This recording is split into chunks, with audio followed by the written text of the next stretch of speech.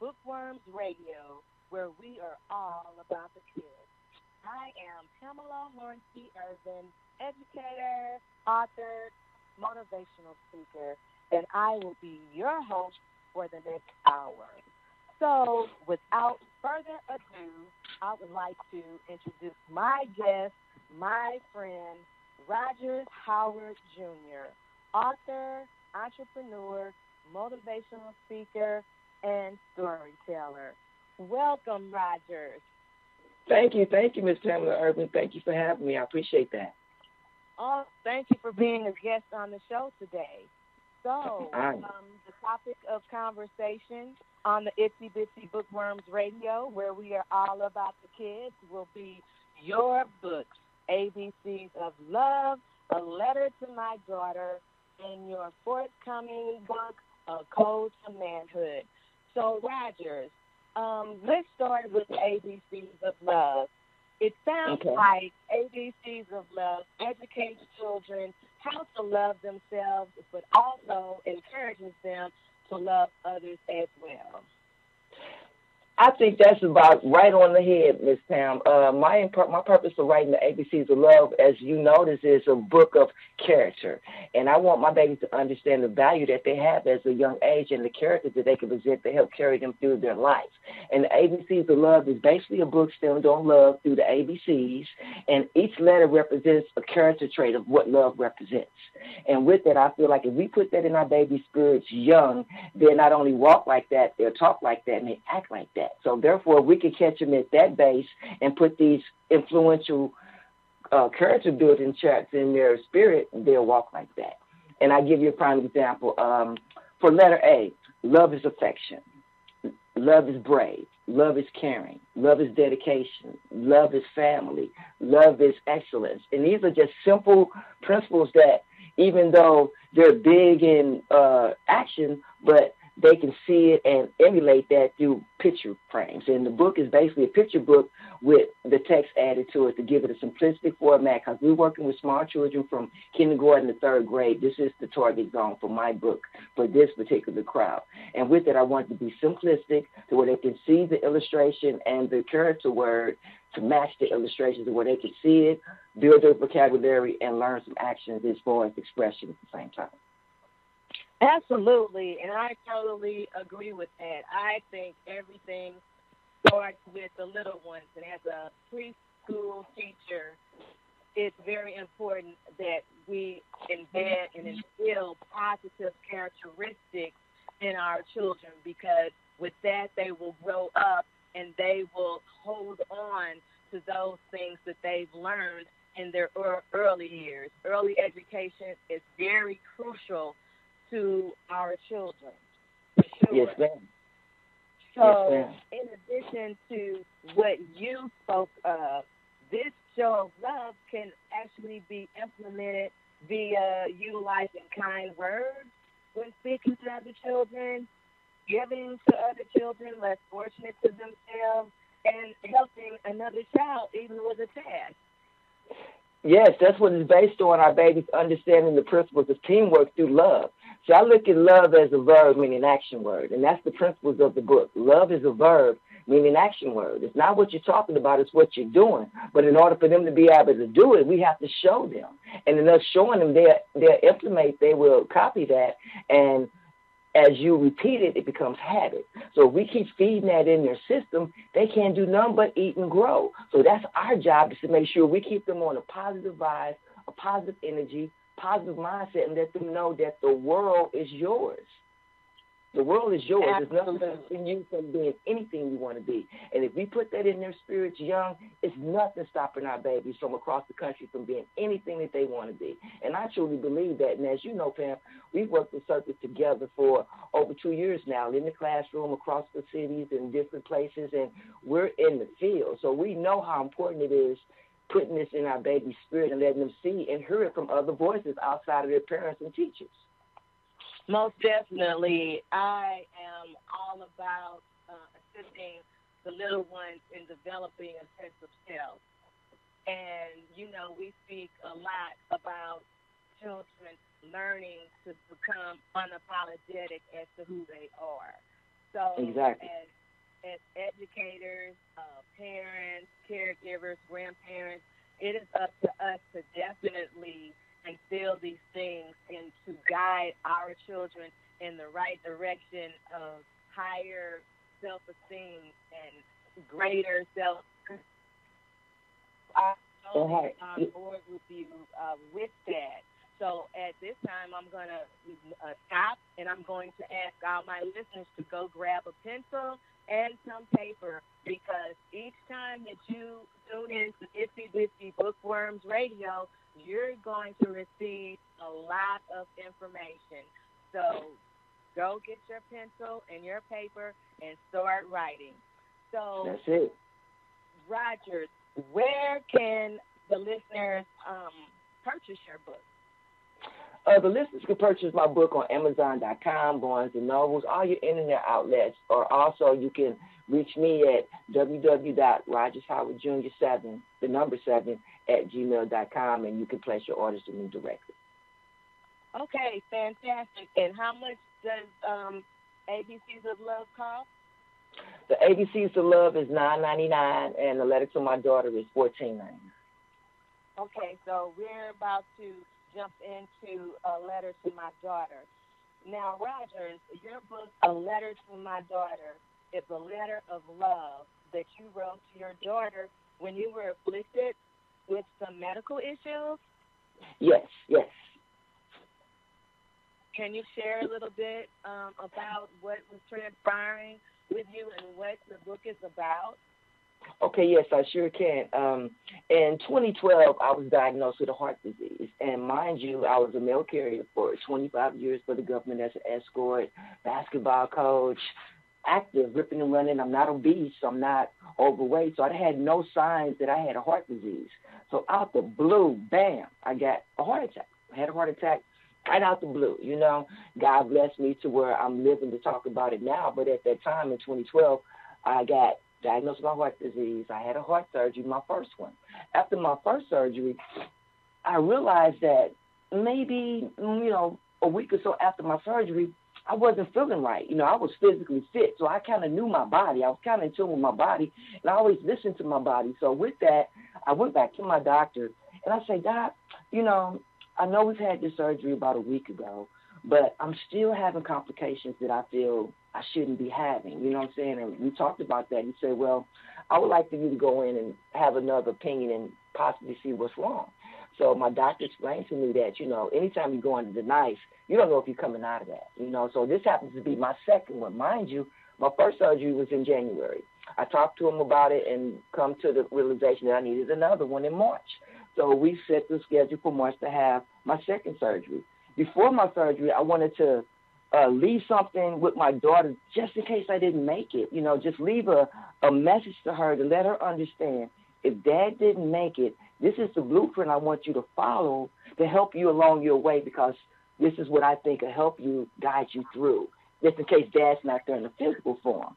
And the book will take you from the day she was born to her first day of college and all the expectations that I had for her, building her up to be able to go to college. So with that, it's just a book dedicated out of love for me to her, let her understand the value that she has, and regardless if I'm here or not, you have to perform. And this is my love to you to let you understand that the world is yours and go get it. If I'm here or not, don't be scared to face the world. Wow, that is totally awesome. I am holding back tears because, I'm a tad bit emotional. So if you could read a little bit from A Letter to My Daughter, that would be great. Okay, I tell you what, I'll start off with the opening of my letter to my daughter. And it starts out with this. The first time I saw you, laid eyes on you, I never thought, here we go, let me start, I'm sorry. The first time I saw you, laid eyes on you, I knew you were the girl for me. I knew that God had a plan for me to show you what a man should be. That first night home, I smiled all night long, knowing God chose me to protect you and keep you safe from harm. The next day I watched you sleep, seeing how beautiful you are just makes me weak. And that's the opening page. And when you go to that page, it'll just give you the illustrations of her being delivered in front of us and her family and our family in the hospital room. So it's just kind of me thanking God for this opportunity that he's given me to have this young lady to guide and protect and watch over her, and just giving thanks to everybody involved, which is my family, my God, and my daughter.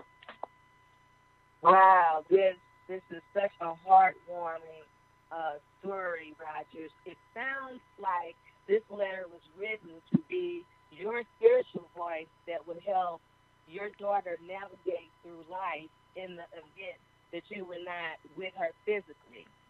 Correct. So, And it's something I want her to understand. I want her to understand that life goes on. We're not promised tomorrow. And I was just blessed to be spared to be here as I am now. So I'm so grateful, and everything that I do have a meaning behind it. It's not just to be doing it, It's to be able to bless someone else, let them see their potential, and teach them that, to show them the way. So this being such an extremely personal and intimate time in your life, what made you decide to put it in a book for the world to read, and not just a letter to your daughter for her to read in her eyes only? What inspired you to put this in a book for the world to read? Well, for that was really, really simple. My whole life, God has always touched. I should really knew what it was, but it was always something in the back of my mind that I had to do something to affect the world as far as children are concerned. So when I had this opportunity to come out of my surgery, thanking God and His mercy and grace that I'm still here today, I wanted to write about it and share it. So at that time, I was studying in class at Orson Valley for early elementary education. And I let my classmates, in the class of 30, I was the only male in my class for early elementary education. I was the only male out of 30 students, and I let my female peers read it and my professor. And when they read it, it broke them down. I mean, a lot of these women were hurt because of the message in the book. They were still feeling that as adults because they didn't have a father figure. So when I seen the emotions that came from that, they were telling me, RJ, I know this is for Asia, but I think every young lady should have this book to read to understand the value that they have. And that just kept me motivated to get out there and pass it along just to get a feedback. And the feedback was so overwhelming on an emotional side that the women were saying, well, you got to publish this. And that's what drew me to the position of getting out and publishing. Wow. So that's really fantastic story, Rogers. I have something I'd like to share, but it is nowhere near the magnitude and the intensity of what you were going through with your heart condition and the uncertainty of whether or not you would actually be here for your daughter as she grew up. But I'm going somewhere with this at the end. So it wasn't a dire situation like you were experiencing, but when my Jasmine was about 3 years old, I took this cruise to the Bahamas and left her with my husband at the time and my mom. I recorded my voice on a tape recorder so that if and when she started to miss me, they could play the tape for her to listen to. So When I got back, my mom told me that she had to play that recording 1 trillion times. It seemed to have brought comfort to my Jasmine. So, and I shared that to say, leaving something for your children is truly a heartwarming expression of love, a selfless act of love, because you leaving Asia the letter because you were dealing with uncertainty would allow her to have some comfort in her life and knowing that you loved her enough to try to help her to navigate her way through life, whether you were there physically or not. So, correct. Is this, would you say that this is something that perhaps all parents should do if possible? Well, I think to each his own. Everybody gets out for different reasons, but I think Every adult and parent would love to be in a situation to leave them children something. If that's an inheritance, if that's whatever it is, to leave them a legacy, to have something to build on. Because that's what it's all about. We're as legacy makers and putting our babies in a position to be self-sufficient for the future. And we have to take that time out to show them that and teach them that and train them in that capacity so when they do get of age, they're not intimidated. They can go out there and face it head on and have the confidence to go out there and knock it down. And that's what it's all about, giving our babies the confidence and the know-how. Because when you know how to do it, you're going to have the confidence to act it out. You know, so once we show them how to do it, they have the confidence to do it and be great at doing it. Because I believe that they're great. So we have to keep pushing that in their spirit and showing them that by action. And I agree with you wholeheartedly on that. And I also repeat constantly to those who listen that we have to provide our children, the future, with the tools and necessities that they need in order to navigate their way through this life. And because they are the future, if we don't take the time as parents, grandparents, caregivers, educators, mentors, and such to help these children and give them what they need, there will be no future. These children are the future. And if they're not prepared, what a future there will be. Yes, and that's why I'm loving what our young people today are doing and standing up in the face of the NRA and the guns and the gun control. You know, I love that because our young people is making themselves heard, and that is extremely powerful, and I'm behind them 1,000%. That's what I'm talking about. So when you can put that in them and they see the difference and they come together in numbers and you can link up as a team, man, look out. That's all I can tell you. Our babies are going to make a difference, I'm telling you. Absolutely. Absolutely. I wholeheartedly agree with that statement as well.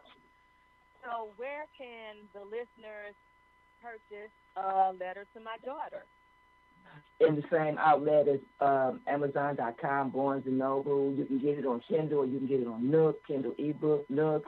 Or like I said, you can hit me up on my www.rogershowardjr, the number 7 at gmail.com, or go to my Facebook page, Rogers Howard, or my IG, Instagram, RJLaker66. Shoot me something, and I can get it out to you that way also. Okay, awesome. And the cost of that book is? A Letter to My Daughter is $14.99, and the ABCs of Love is $9.99 on Amazon. But if you got with me directly, I'll be able to work something out for you and cut that in half somewhat, or give you a discount price. So I'll be able to work with who want to be worked with. So it's always a will is a way we can make it happen and get our books out there. Fantastic. Okay, listeners, so did you hear that? I heard discount. Did you hear discount? Yes, we got to. I don't mind doing that at all. You know what I'm saying? If you go to Amazon.com and let them know you listen to this radio station, 10% discount on anything that you order, and I got you. Absolutely. Thank you so very much for that. So we're going to move on to your upcoming project, A Code to Manhood. Can you tell me a little bit about A Code to Manhood and what inspired you to write that? So first, just tell us a little bit about The Code to Manhood. Okay, I'm going to take you back and then bring you up to par. Okay. As you notice, my first 2 books are children books. I wanted to step out the box a little bit and reach an older audience, age audience. And this audience base that I'm trying to touch with now is between 17 and 24. That's the base I'm trying to reach our young men to kind of give them some guidance. I got the inspiration to write the book from my good friend, Brother James Clark. I was at a speaking that he gave, and like you told us at the early segment, get your papers and pens out. So you know, Brother Clark, he's going to come with the knowledge. So he had everybody who was able to have paper and pen take notes. And I took notes. And when I got through taking the notes that he gave from his presentation, I came out with a memo. I came out with something that I thought would be powerful. You know what I'm saying? So I wanted to take what I took from him, from his lecture that he told us to keep notes on, and I took my notes and I came to this format. So with that, The Code to Manhood is basically a book on us as men getting ourselves together. Because when you look at big picture, we're doing our jobs, and we're not doing our jobs the way we are capable of doing our jobs. I'll give you an example.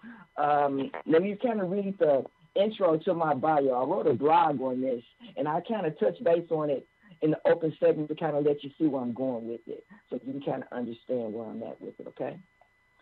So with the code of manhood, you got 3 types of guys.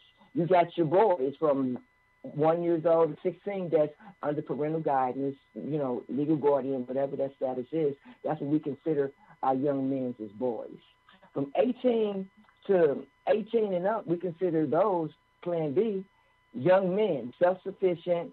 You don't need to get with your sister or your mom for a haircut. You're 18 years old. You're considered grown, and you're doing the things you need to do to be accountable for yourself as a young man. You got your boys, you got your men, and then you got what we call your grown dudes. And the difference between the boys and the grown dude is the boy is 16 and the grown dude is 36 doing the same thing the boy is doing. You know what I'm saying? So it's no real drop-off. He's being supported by the women that's supporting him. So with that, we have 3 categories of men. We got our young men, like I said, category A, our boys from infant to 16, where we got our guardianship watching over them.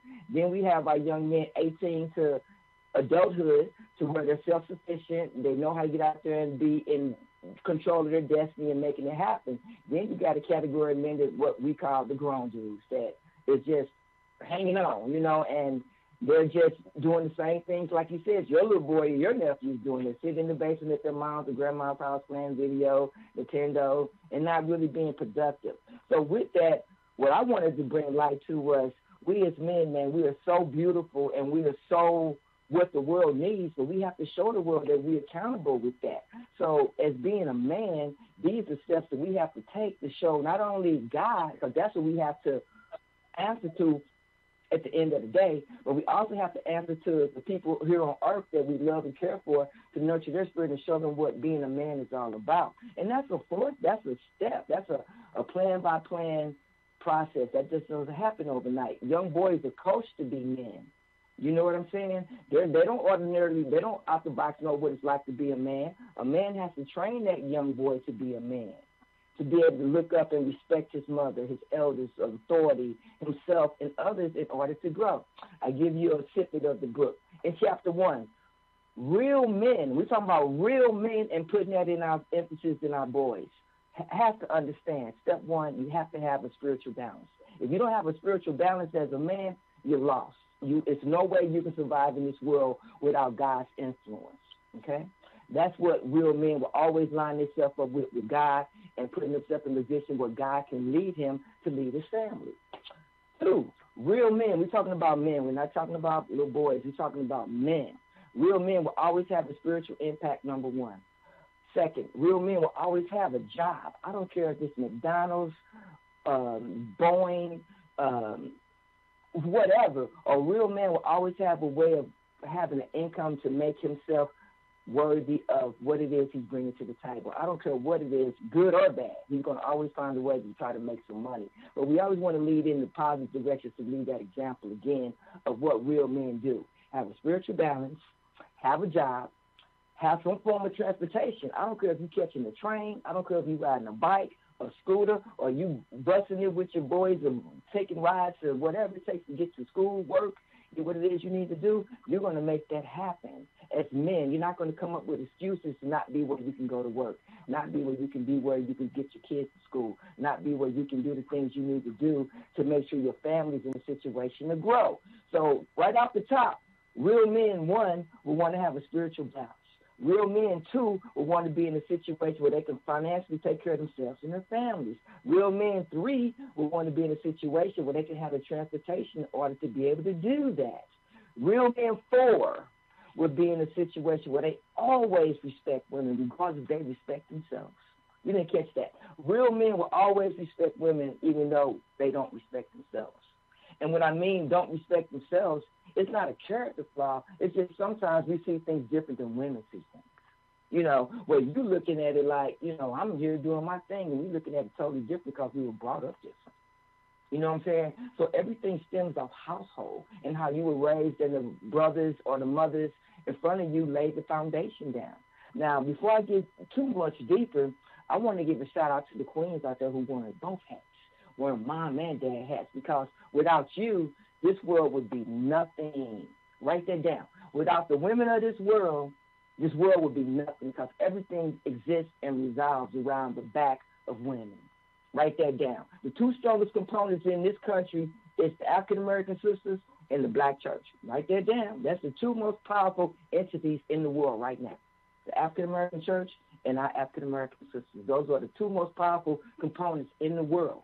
And when you put those two things together and you put the man in that to be oversight leader, man, sky's the limit. But we as men have to humble ourselves to understand our shortcomings, to listen to our sisters. Because they not dumb. They've been here, done that. If not for them, we wouldn't be existing. You know what I'm saying? So Rogers, with that, I'm sorry. So, Rogers, you obviously agree with the famous words of the late, great James Brown. It's a man's world, but it would be nothing without a woman or a girl. That's it. That's it. And that is so profound. But until we as men recognize that, we're going to be in trouble, because our sisters need us. You know what I'm saying? They need us, and we need them. So we have to partner up even more so now. And I take the great movie, The Black Panther. You know, The Black Panther was just an epitome of what it's all about. You know what I'm saying? You had a tribe that lived in this continent that, even though they were together, but they all had different views. They all didn't get along and see things the same. But when it was time to come together and make it happen, they all unified and made it happen, supporting each other, being there for each other to make each other strong. And we need to get back to those principles, but we as men have to lead the way to show the example. You know what I'm saying? So let me just touch on what you were saying. Our baby boys, the tweens, 10, 11, and 12-year-olds, and teenage boys cannot truly even look themselves in the mirror and overtly say what they love about themselves or that they are loved. And this is very sad. It never ceases to amaze me. And it hurts me tremendously when I experience this during my reading tours. So my question would be, in your opinion, does this stem from them not being taught at an early age? This goes back to teaching our children early education, the value of themselves and who they are and their worth as an individual.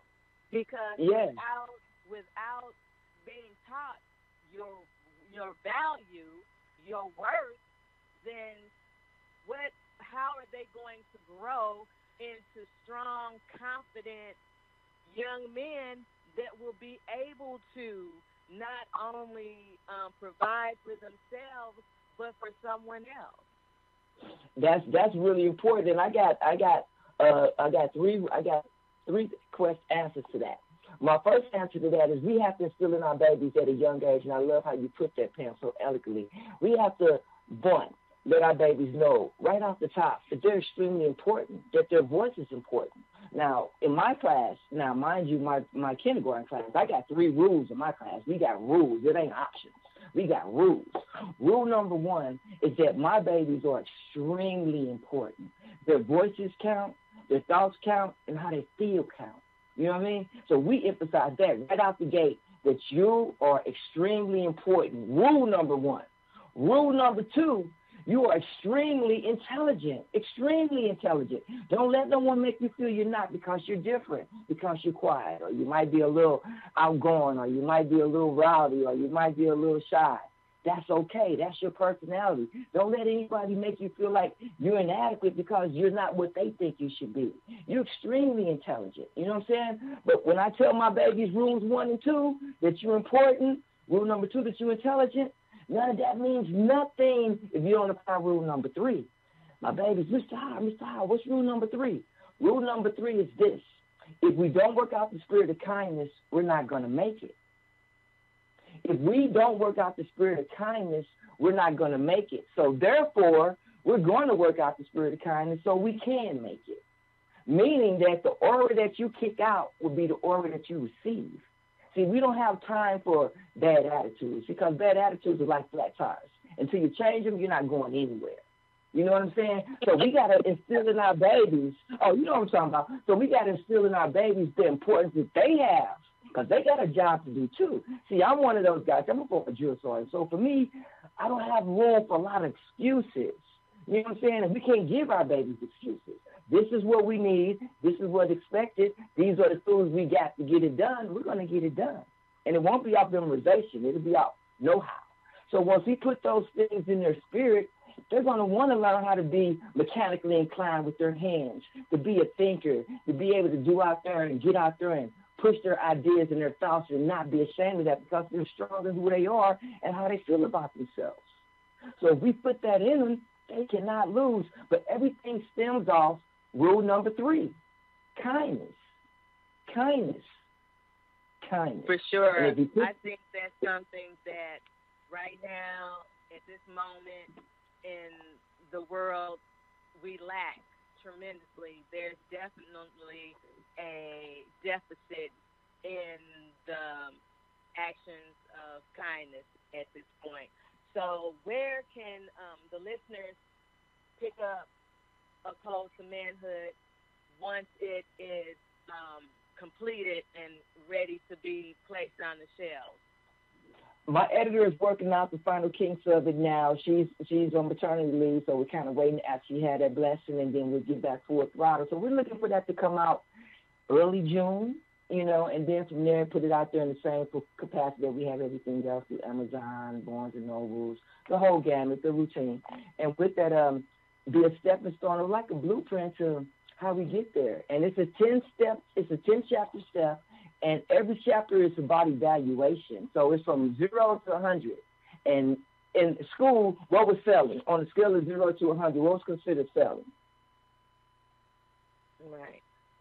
50% was considered failing. 60% you barely passed. 60% is a D.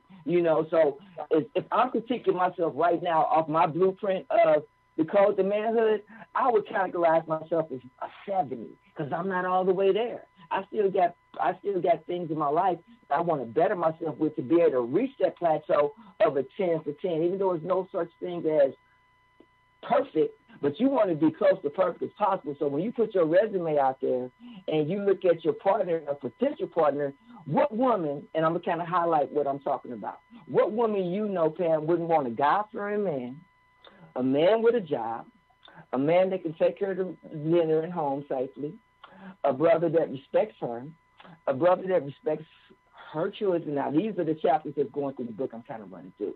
That respects not only her, but also respects children, then respects the law. You have to respect the law. You may not like the law, but you have to respect the law. So with that, real men understand that. You know what I'm saying? So with that, a God-fearing man, a man with a job, transportation, loving you and respecting you for a woman, respecting and loving children,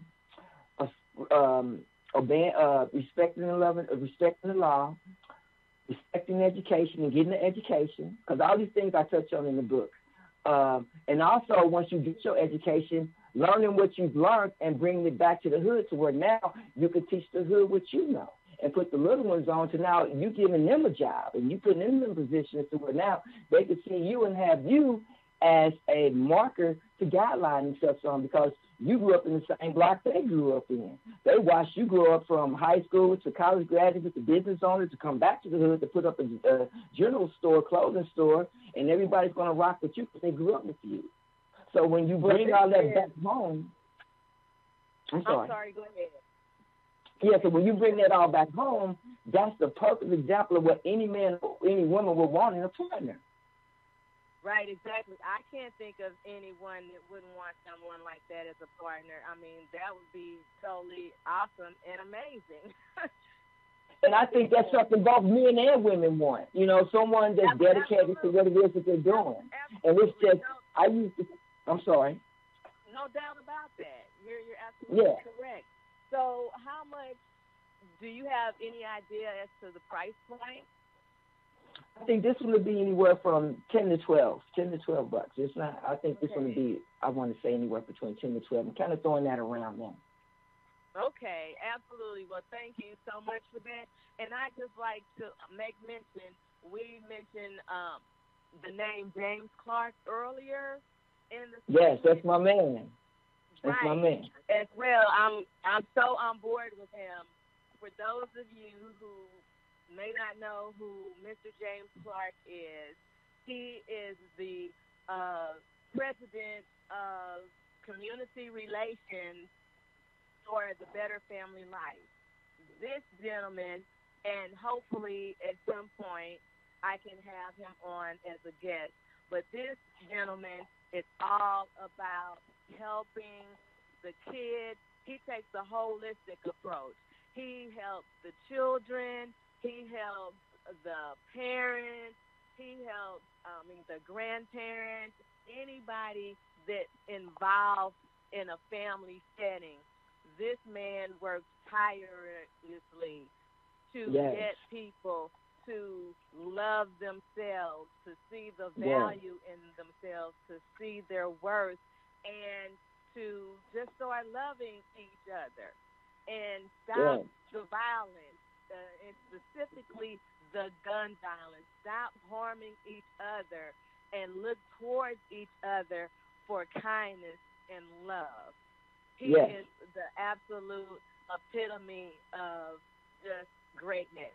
So with that, on that note, we're going to take a quick break, and we'll be right back at you. All right.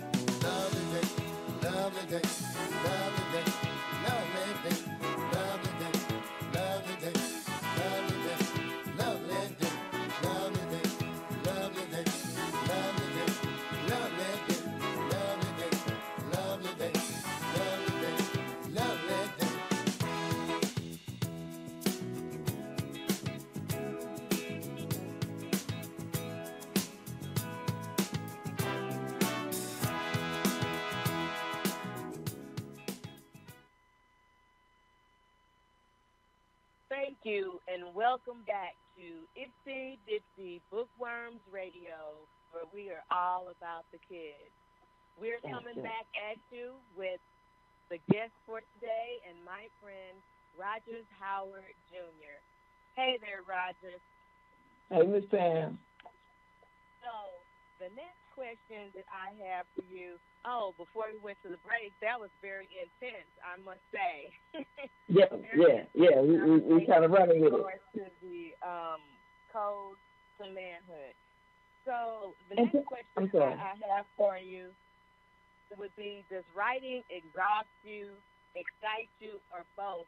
Because the code to manhood is really deep. So, I just wanted to know, does that the writing process of all your books, not just the Code to Manhood, but ABCs of Love and a letter to my daughter, does that, the writing exhaust you, excite you, or exhaust and excite you at the same time?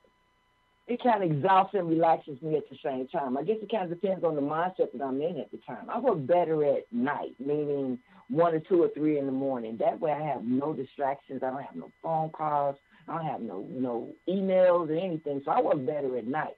So for me, my principles are quietness, intensity when I write, and just giving myself the opportunity to hear myself think and grow, you know? I work best at night, too, when the house is quiet and everybody is in their respective corners, as I refer to it. Right. So, I'm the same way. So, do you think that your writing is a kind of spiritual practice for you? Do you think it's something spiritual within you? I would like to think. I would like it to have that kind of impact, because it comes from a spiritual place. It comes from the heart. And I believe that when God puts something in your heart and you share that with the world, that's powerful when it connects. So I think that that's where I come from with it, from the heart, and just trying to be in a situation where I can bring positivity to others and positive energy to others through my words. So with that being said, what advice do you have for other writers? Believe in yourself and know that you can do it. You might have a crowd of people telling you, you can't get this done. That's impossible to do. Yes, you can. Dedicate yourself. Make some time, because that's the hardest thing to get started. You got to dedicate some time, like you dedicate for work, like you dedicate for anything else that you're doing. You have to dedicate a little pocket time for just that. And once you get in the habit of doing that, it becomes routine. But you have to start maybe 15 minutes a day. That 15 minutes to turn to 30 minutes. That 30 minutes to turn to an hour. And you cap yourself out for that slotted hour. From 9 to 10, this is my writing time, uninterrupted. And you let that be the guidelines to get you to where you want to go, to where it becomes a little more natural for you. Because writing, I hear people say, I got writer's block, and that is so true. You know what I mean? So sometimes you got to write it, sit it down, come back, and hit it again. You know what I'm saying? So it comes and goes. Right, I agree with that. And also, if I could interject, I tell people, when you're writing, don't try to focus on the perfections of writing. Go through it. Don't worry about question marks per se or periods. The punctuation aspect. Just write and keep writing. And when you stop, you can go back and then you can take care of those particular aspects of writing. But while you're in the moment, just keep writing. Just let it flow. With the important thing is just to purge yourself of what it is that you want to put on paper, that you would like for other people to read. Yes, that's it. That's it right there, Pam. That's it. So, okay, do you have any friends that are authors? And if you do, does that make you a better writer? I think when you're around creative people, that makes you better, because you want to be able to surround yourself with people that's like-minded like yourself to bring out the best in you. So I think when you surround yourself with creativity, you automatically get creative. So I think the key is surrounding yourself around people that believe in things like you, doing the things that you're doing, and networking. Networking is everything, man. You know what I'm saying? Because if you can't get out there once you get it done and push it, you just got a book. You know what I mean? So it's more to it than just writing it and getting it done. The hard part now is the getting out and promoting and marketing end of it. So with that, you have to put your hat on and know that I got to do this, and this. Then I got to come back and do this, and this. And it's a process. You're not going to do everything in a night. You're not going to do everything in a week's time, or maybe even a month's time, because we as writers, a lot of times we're at the mercy of other people's availability. You know what I mean? So me not being an illustrator, I'm at the mercy when my illustrator has the availability to get to my project. So with that, we have to surround ourselves with like-minded people that network and feel on the same accord that we're on, and building our future and our brand through books and authors and writers and supporting each other. We're not like we're musical musicians and we get out there and, we got the convenience center packed, 15,000 listening to our music. Books are a little different. You know what I'm saying? If you're not in that arena, you're not really paying too much attention to it. But as far as us as writers, we pay attention to everything with our art and how we do it. So we want to surround ourselves with like-minded people to put us in the know-how to get out there and make decisions, good decisions that'll help us along the way. My mother used to always say to me, birds of a feather flock together. So that's right. That definitely has some validity to it. When you are with like minds, it tends to bring out the creative flow because you bounce off of one another. It's like, oh, yeah, you said something, and then that opened the door for something creative to transpire.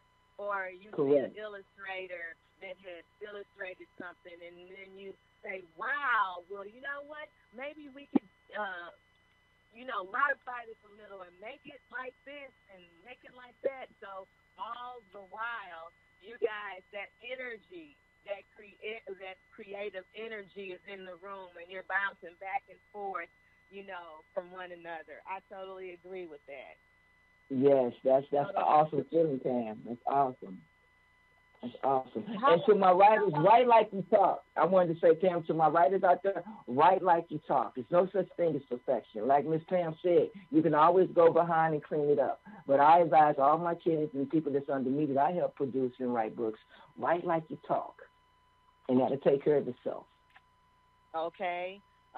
Be yourself in all that you do, and that includes your writing process. Mm-hmm. So, that's right. So how long, on average, does it take for you to write a book? Depending on the word count, it could take anywhere from 3 months to 6 months. Okay. And with that time frame, it just depends on the availability of my editors and illustrators at the time and what we're doing and how many projects you might have in front of the ones that we're working on. So if I have 2 or 3 projects in front of me and say, Ms. Pam, you want a project done with me, I have to evaluate where I'm at with my first 3 and be able to get with you to give you a time frame to get it done in the way that you would like to have it done in the professional manner that you want it done. So you have to be able to give yourself time to not only think it through, because it's not a rush process. This is your baby. This is your project. So with that, you want it to be the best that you want it to be. And sometimes that takes time. It doesn't happen in 2 weeks. You know what I mean? You got to give yourself time to think it through, lay it out, give yourself a blueprint, promotion, and marketing plan after you have your book and execute. So that takes time. Absolutely, because what you present to the world is a reflection of yourself. So if you present some messiness, then that's what the world is going to perceive you as, a messy person. Correct. We want to stay out that lane. Correct. So we want to give ourselves the chance to we want to give ourselves the time, the opportunity, the chance to give us the best project possible. Nothing happens overnight. So with that, you want to give yourself the room to grow and learn. Also, you want to learn the process as you go. You just don't want to put it together and write it out there. If you don't learn to know what you're doing, it doesn't benefit you in the long run. So what do you like least about writing? What do I couldn't hear you. I'm sorry. Could you repeat that? What do you like least about writing? What do I like least about it? Not being able to come up with the ideas when I'm ready to come up with them. You know how you want to be and you got your mindset, okay, I'm going to dedicate this hour to putting it down, and you just can't come up with nothing. That's writer's cramp. That's you come up with that where, you want to put it together and you just don't have it at that time. That's the hardest part for me, is sometimes being inspired to write what I want to write and not being able to do it when I'm ready to do it. Just that writer's block that rears its ugly head. Ugly hair. Yeah, I'm guilty of that. Sometimes. So, what does literary success look like to you? You could say that you were successful in this. What would that look like? What is that to you? Is it selling millions and millions of books, or what is literary success to you? Well, actually, when my first book was published, I was happy as a lark to get my author's copy and couldn't care less if I sold a book afterwards or not. Just to be able to see my vision from step one to final product, man, you couldn't tell me nothing. When they told me I was going red, Pam, I was screaming to the top of my lungs. That was a feeling that you could never imagine. You know what I'm saying? You can't explain it. You can't explain it. You can't explain it. You cannot explain it. When they tell you, Pam, you about to go red, that's a feeling that's just euphoric. It is just unbelievable. So I didn't have to sell a book afterwards, and I was happy. I got my point across. I got my legacy piece for my daughter, hands on, and I'm good. That was the initial thought. But as I got into the business aspect of it and seeing where it can take you, I put more time into studying behind that to make it to where I can get out and do the things on the circuit that I'm doing now. If you had to do something different in order to make you become a better writer or perhaps even become an author earlier on in your life, what would it be, if anything? Ooh, that's a hard question, Pam. That's a hard question. Come back to me on that one, Pam. Come back to. I have to think about that. I can't just talk off the top of my head with that one, Pam. I got to get out a little thought. Come back to me on that one. I Okay? I'm know gonna get out a little thought. that does make you ponder. It really does. So, okay, I'm going to come back at you with what was your favorite children's book growing up? Oh, no doubt. Dr. Seuss, you know what I'm saying? Cat in the Hat. That's what we grew up on. You know what I'm saying? So Dr. Seuss, Cat in the Hat, My Three Pigs, you know, those were just common books that we read, and those were the books that we read that I happen to enjoy. But I like comics. I like a little bit of everything, you know. So for me, I enjoy reading sports books, magazines, you know what I'm saying, about my favorite heroes at that time, Sugar Ray Leonard, Muhammad Ali, you know what I'm saying, Michael Jackson. You know, people like that, I would love to get the magazines and read about them opposed to reading children books. When I was young, reading children books wasn't really important. You know what I mean? I would read and then go out and play football all day. You know what I mean? It wasn't really an emphasis until I got older. And when I got older and started learning the importance of what it meant, that's when I started taking it seriously. You know what I'm saying? So in my younger years, Cat in the Hat, all that was great. But my emphasis at that time was sports and having fun. You know, I wasn't really keyed in. I wasn't that good student at that age. You know what I'm saying? I was a knucklehead. You know what I mean? Do what I had to do and come on home. And playing and football and sports was everything at that time. But as I got older, my parents, as I got older and started realizing what life is all about, those things and those visions changed. But as a child, 7, 8 years old, lady girl, I was about playing football with my boys all day. And if I picked up a book to read, it was great, you know what I mean? But when I did read, it was Cat in the Hat and stuff like that in the 70s and 60s, you know. I'm old school. Well, true. If it's about a maturation process, you have to mature into yourself. So right. Because I was a bad little boy, you know. I was bad. Not you. I was a bad little boy, you know. Not angelic you. With that being said, the next and final question: are you part of any local organization? Oh yes, I'm part of a beautiful team, Pam, and I'm sure you're aware of it. The St. Louis Black Authors, headed by Presidents Julius Anthony and Miss Shelley Bird. You know what I mean? We got a beautiful team along with Pre-K 3 Read, and our team is awesome. St. Louis Black Authors, come check us out. Okay, so you heard it from Mr. Rogers Howard Jr. himself. Thank you so much for being a guest on the show today. It was a great time. I appreciate it. Yes, I thank you, Pam. You're quite welcome. And I would like to give a big shout out and thank you to all of my listeners. Please tune in next week for information that I'm sure that you can use.